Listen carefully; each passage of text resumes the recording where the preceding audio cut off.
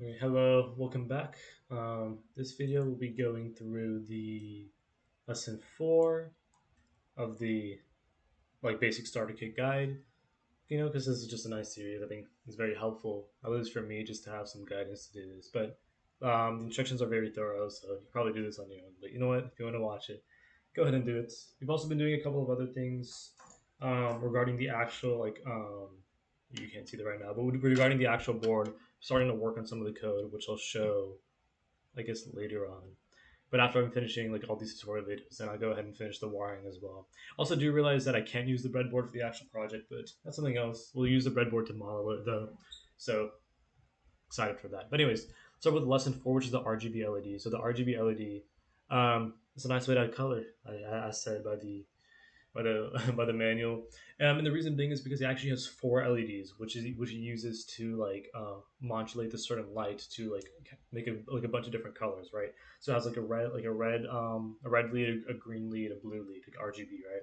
And it basically fluctuates the amount of exposure the lights give in order to make a certain color more powerful and to replicate different types of colors. And the color wheel down here is pretty helpful in kind of explaining how this works.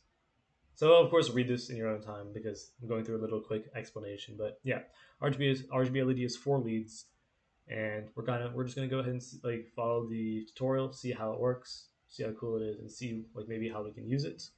So anyways, for this you're going to go ahead and need. Oh, here we go. Let me go see exactly what you need. You're gonna need obviously the board. You're gonna need the breadboard, and you're gonna need 4 jumper wires, like these male-to-male jumper wires, and you're gonna need 3 220 ohm resistors. Like the reason being is because, or at least what I think, I'm pretty sure is that there's only a certain amount of current that can run through. I'm actually not 100% sure why. I think it has something to do with the light exposure of the LED. Also probably maintaining LED safety, but you know what? It probably says it here, so let's take a look. So I'll explain the PWM later. Yeah, I'm quite sure. I'm pretty sure it's in order not to overload the LED. I think I have to search that. I actually did not think of that. Anyways, going back. Um, Basically, first what we'll talk about is obviously there's 4 parts to the LED. It's the cathode, the RG, and then the RGB. The actual tutorial tells you that the longest lead is the cathode, and then to the right of it is the one singular lead to the right of it is the red one. Actually, I'll just take it out and show. I'll just do that. Okay, you can see it right here. Ooh. This is the longest one. That's the cathode. This one will be the red, and then green, blue. So we'll go ahead and put it back properly.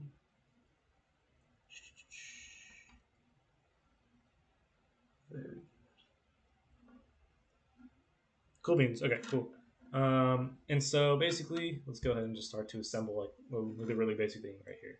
What you're gonna need is first you're gonna have to connect the cathode. So in basically the second row up here, you're gonna have to put the actual LED in I guess also the second row, or the second mini row, if that makes sense, because you want to make space for the cathode and for the resistor wires to go there. So the cathode wire will just go directly in front of the cathode lead. As you can see, the white wire is just going directly there, but all other 3 have resistors. That's kind of that kind of gives me an idea of what the resistors are for, right? Being able to modulate the color. But anyways, so this white wire will be connected onto the GND, the GND ports.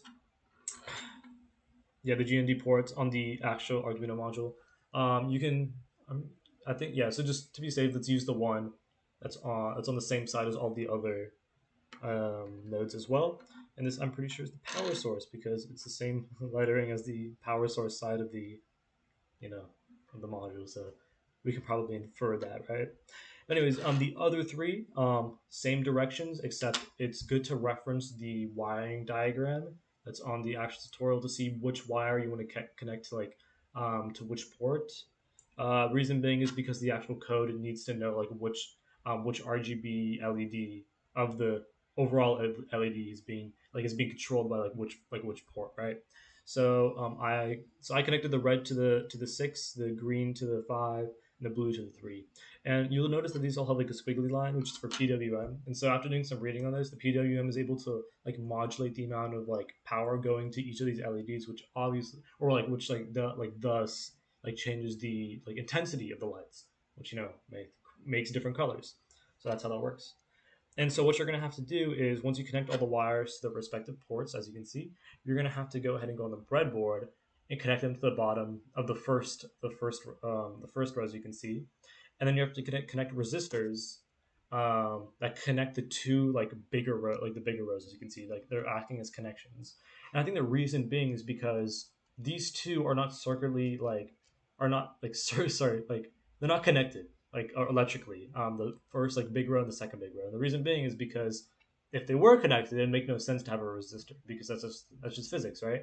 The path of least resistance will be taken, so the electrons would just like skip the resistor. That makes sense. So the resistor has to be the only path to so I'm pretty sure that these two are not electrically connected. Actually, no, I'm just gonna search that right now. I'll do this one. I'll just let you know in the next video. Actually, I'm curious. Oh, but I forgot my keyboard's not connected right now because I'm running out of USB ports. But I'll let you know. But I'm pretty sure that's the reason. If I'm trying to like infer this wrong, if I'm inferring this wrong, then I'll be kind of sad. But I'm pretty sure. I mean, I feel like that makes sense. Otherwise, my physics knowledge is very poor. Actually, yeah, that does make sense, right? Because sorry if I'm like yapping this out, but like if it didn't make sense, then I should be able to connect the cathode wire to the first big row, but I don't think I can do that. So yeah, I mean, it just makes sense, in my opinion. Yeah, I think we're good. Mhm. Anyways, so assuming that you've connected all of these, including the resistors and everything, next step is just to upload the software onto the board. Very, very simple. You should be given the USB Arduino board connector wires. It's a USB, but you can. Yeah, there you go. Right. So I'll just go ahead and put that in. Cool. And then on your actual computer, go ahead and open the starter kit file. Go to English or whatever language. Go to code, and then it starts with lesson 4 because lesson 4 is like where we start using INO files and Arduino IDE like actually. And then we go ahead and open this up. Make sure to connect to your board first before you do anything because otherwise I'll get mad at you.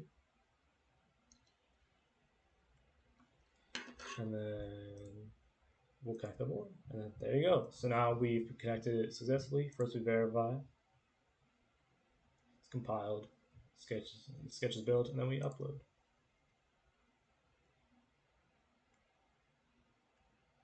Cool beans. And then in the end, you should get magic. Kidding. You should just get a nice changing LED.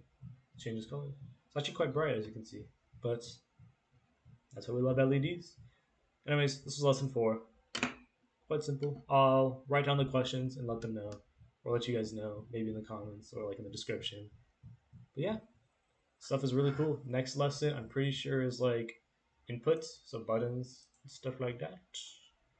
Let me take a look. Yep, digital inputs, so buttons. Here we go. See you in the next one.